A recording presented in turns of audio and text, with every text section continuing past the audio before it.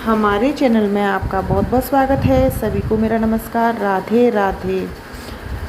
हर साल श्रेष्ठ मास के शुक्ल पक्ष की पूर्णिमा तिथि पर ज्येष्ठ पूर्णिमा का व्रत रखा जाता है।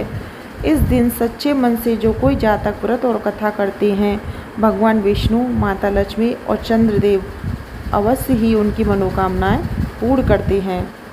सनातन धर्म में कथा पाठ करने का और साथ ही विधि पूर्वक व्रत रखने का बहुत महत्व होता है। ऐसे ही एक सिद्ध व्रत ज्येष्ठ पूर्णिमा का भी है। जिस दिन व्रत रख श्रद्धालु अपने ईश्वर देव की प्रार्थना करते हैं, उनके लिए तप करते हैं और उन्हीं का आशीर्वाद प्राप्त करते हैं। ज्येष्ठ पूर्णिमा का त्यौहार मनाया जाता है। अगर आप भी विधि पूर्वक ज्येष्ठ पूर्णिमा का व्रत संपन्न करना चाहते हैं तो ज्येष्ठ पूर्णिमा के व्रत में ज्येष्ठ पूर्णिमा की व्रत कथा अवश्य सुनें। तो आइए व्रत कथा शुरू करते हैं। पौराणिक कथा के अनुसार एक बार अश्वपति नाम का एक राजा था, जिसकी केवल एक ही संतान थी। राजा अश्वपति की इकलौती संतान देवी सावित्री बहुत ही प्रभावशाली लड़की थी। देवी सावित्री को राजा अश्वपति और महारानी ने बड़े ही प्यार और दुलार के साथ पाला था।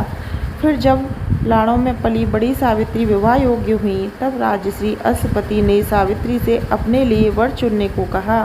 पिता की आज्ञा का पालन कर सावित्री ने धूमसेन के बेटे सत्यवान को अपने लिए बेहतरीन माना। हालांकि विवाह के मध्य ही नारद जी ने अश्वपति को सत्यवान की अल्पायु होने के बारे में बताया था।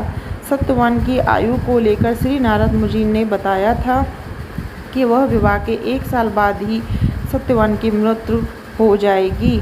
नारद मुनि की यह बात सुनकर राजसी अश्वपति भयभीत हो गए और बेटी सावित्री को दूसरा पति चुनने के लिए अनुरोध करने लगे। लेकिन बेटी सावित्री को पिता की बात मंजूर न थी। बेटी की हट के आगे राजा अश्वपति की एक न चली और विवाह उसके बाद ही निश्चित समय पर सावित्री का विवाह सत्यवान से विधिपूर्वक संपन्न हो गया। शादी के बाद सावित्री, सत्यवान और उसके माता पिता एक साथ जंगल में रहने लगे। देवी सावित्री अपने पति सत्यवान की लंबी आयु के लिए रोज ही विधिवत तरीके से व्रत रखने लगी। लेकिन जब नारद मुनि की भविष्यवाणी के अनुसार जब सत्यवान के जीवन का अंतिम दिन आया, तो उस दिन सावित्री भी उनके साथ लकड़ी काटने बन गई थी। लकड़ी काटने के लिए सत्यवान एक पेड़ पर चढ़ने लगा।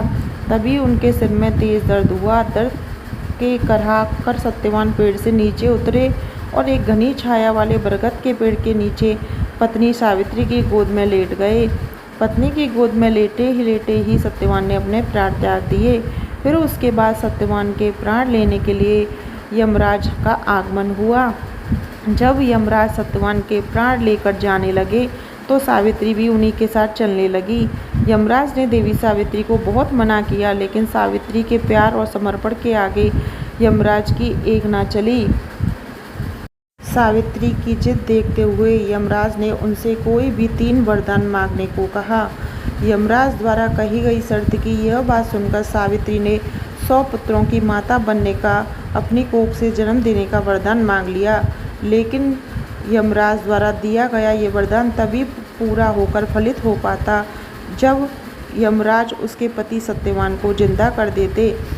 अब यमराज सावित्री को दिए गए वरदान में अपने वचन से बंधे हुए थे। उसी वचन का मान रखते हुए उन्होंने सावित्री के पति सत्यवान के प्राण दोबारा लौटा दिए। प्राण लौटाने के बाद सत्यवान फिर से जीवित हो उठा। तभी से सभी सुहागिन महिलाएं हर साल श्रेष्ठ पूर्णिमा के दिन यह सिद्ध व्रत रखती हैं, ताकि उनके पति की आयु लंबी हो, उन्हें सुखी दाम्पत्य जीवन का आशीर्वाद प्राप्त हो। इस तरीके से यहाँ पर श्रेष्ठ पूर्णिमा की व्रत कथा संपन्न होती है। आपको हमारी वीडियो कैसी लगी, ये कमेंट बॉक्स में ज़रूर बताएं। वीडियो पसंद आई हो तो चैनल को सब्सक्राइब करें, वीडियो को लाइक शेयर अवश्य करें।